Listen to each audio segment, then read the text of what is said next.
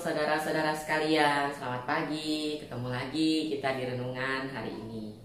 Saudara-saudara, sebelum kita mulai renungan kita, ini hari kita yang keempat ya. Kita bawa renungan tentang Roh Kudus ya. Sebelum kita mulai, kita akan berdoa terlebih dahulu. Yuk. Bapa yang di surga, terima kasih untuk semua kesempatan yang Kau berikan pada kami. Kalau kami pagi hari ini boleh bangun Tuhan dengan tubuh yang sehat segar, kami tahu semuanya adalah kasih karunia Tuhan. Sebentar kami mau mendengar firman-Mu, ajar kami untuk konsentrasi dan mendengar setiap firman yang Kau sampaikan, dan buka hati kami Tuhan. Buka telinga kami sehingga kami bisa mengerti semuanya. Terima kasih Bapa, segala kemuliaan hanya bagi nama-Mu, hal Yesus, amin. Shalom saudara-saudara, hari ini kita memasuki hari Pentakosta ya. Nah, masih tetap dalam doa 10 hari, masa doa 10 hari Pentakosta. Apa sih sebenarnya yang kita bicarakan tentang Pentakosta itu? Yang kita bicarakan adalah tentang Roh Kudus. Roh Kudus itu apa sih? Kenapa Roh Kudus itu penting sih di dalam kehidupan kita? Itu mungkin pertanyaan yang banyak orang mikir gitu ya. Bukannya Tuhan Yesus saya cukup? Kenapa ada Roh Kudus lagi? Kenapa Tuhan Yesus itu harus naik ke surga dan dia menjanjikan seorang penolong buat kita yang namanya Roh Kudus itu? Sebagaimana sih dia bisa menolong kita gitu kan? Itu mungkin banyak pertanyaan-pertanyaan yang kita tanyakan dalam hati kita. Kadang-kadang kita mikir gini, penting gak sih sebenarnya Roh Kudus itu? Kayaknya nggak berasa gitu loh. Nah, tapi saudara-saudara, saya mau ajak saudara-saudara untuk kita mengerti sedikit tentang Roh Kudus itu ya. Waktu saya terima Roh Kudus, kan banyak orang yang menyepelekan ya saudara.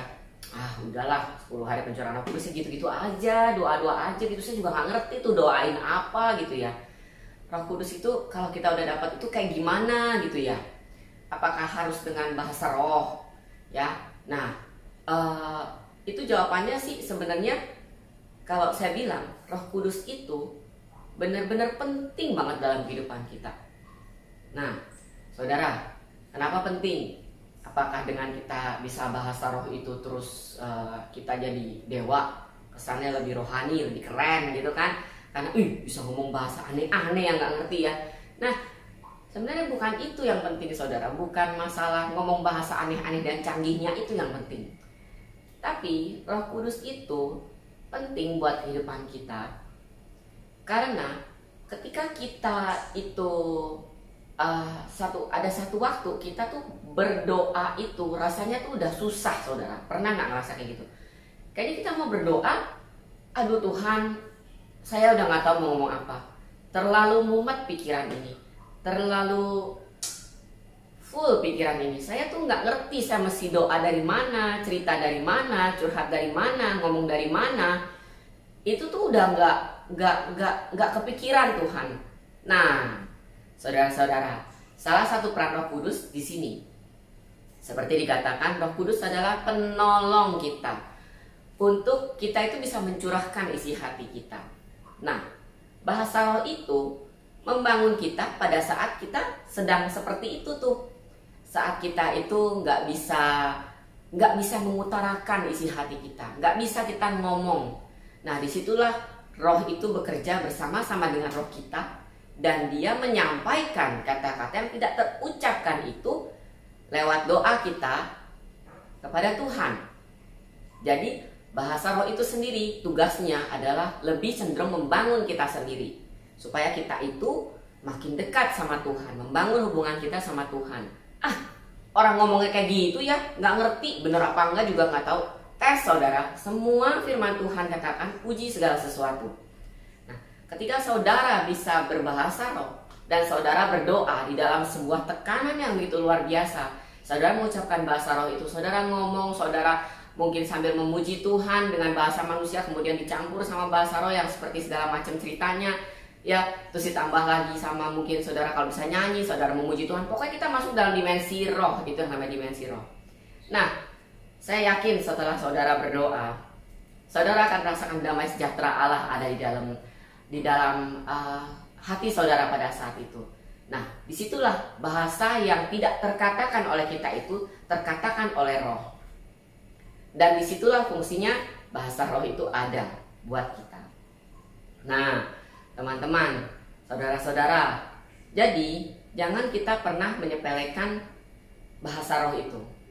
Itu mungkin akan jadi kelihatan seperti orang aneh pada saat kita dalam satu ibadah terus kita ngomong. Banyak orang kan mikir, itu orang kenapa ya ngomong bahasa apa ya, nggak ngerti gitu ya. Nah mungkin makanya dikatakan di Alkitab, di firman Tuhan pernah bilang bahwa bahasa roh itu dipakai untuk membangun.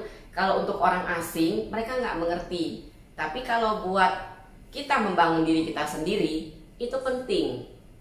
Nah saya mau ambil satu ayat di dalam Roma 8. Bentar ya, kalau nggak pakai kacamata nggak kelihatan soalnya. Roma 8 ayat 26. Demikian juga Roh membantu kita dalam kelemahan kita, sebab kita tidak tahu bagaimana sebenarnya harus berdoa, tetapi Roh sendiri berdoa untuk kita kepada Allah dengan keluhan-keluhan yang tidak terucapkan. Nah, di situ tuh, dengan keluhan-keluhan yang tidak terucapkan. Itu yang saya katakan. Jadi kadang-kadang kita tuh nggak bisa ngomong secara lugas, secara jelas. Tapi roh itulah yang membantu kita untuk berbicara. Roh itulah yang membantu kita mengungkapkan isi hati kita. Dan itu sebenarnya nggak cuma kepake buat kita saat berkeluh kesah, saat kita dalam himpitan, dalam kesusahan. Tapi juga ketika kita mau tahu rencana Tuhan, kita mau ngobrol sama Tuhan lebih intim, bahasa roh itu juga kita bisa pakai gitu loh. Nah, dia juga membantu kita untuk supaya kita lebih intim. Ketika kita masuk di dalam dimensi roh dan kita berdoa di dalam bahasa roh kita, bahasa yang kita sendiri nggak mengerti waktu kita ucapkan itu apa. Tapi di sanalah pada saat roh kita itu tektok sama roh Tuhan. Nggak perlu saudara harus mikirin abisnya saya masih ngomong apa ya. Itu akan terucap dengan begitu saja keluar dari dalam lidah saudara. Dan itu nggak bisa dilesin saudara, nggak ada tuh kita les bahasa Roh Kudus ya, nggak ada. Jadi kalau ada orang bilang, ayo ikutin saya ngomong bahasa roh gini-gini, jangan mau, itu bukan benar ya.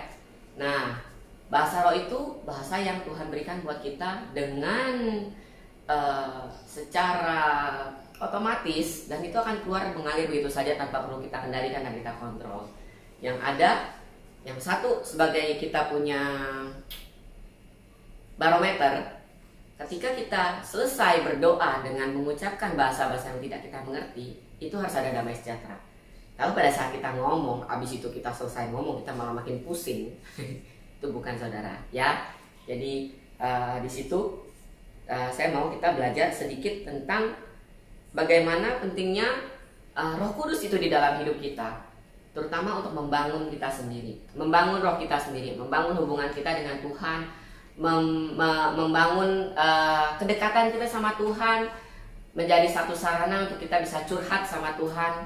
Itu kita membutuhkan Roh Kudus. Roh Kudus itu seperti ibu, kalau saya boleh bilang, seperti seorang wanita. Dia itu menjadi penolong buat kita. Dia itu menolong kita di dalam kita komunikasi sama Tuhan, mengerti firman Tuhan. Nah, bahasa roh itu dekat dengan kita lewat hati nurani kita. Bukan bahasa roh, sorry. Roh Kudus itu dekat di dalam hati kita lewat hati nurani kita. Nah, jadi saudara-saudara, saya nggak panjangkan renungan saya hari ini. Saya cuma mau bilang saudara-saudara, jangan pernah nganggap bahasa roh atau Roh Kudus itu nggak penting. Mereka itu membantu kita dengan sangat di dalam segala kelemahan kita, di dalam cara kita untuk mendekat sama Tuhan. Nah, sekarang kita mau tutup dalam doa. Saya ada topik doanya. Kita doa sama-sama, ya.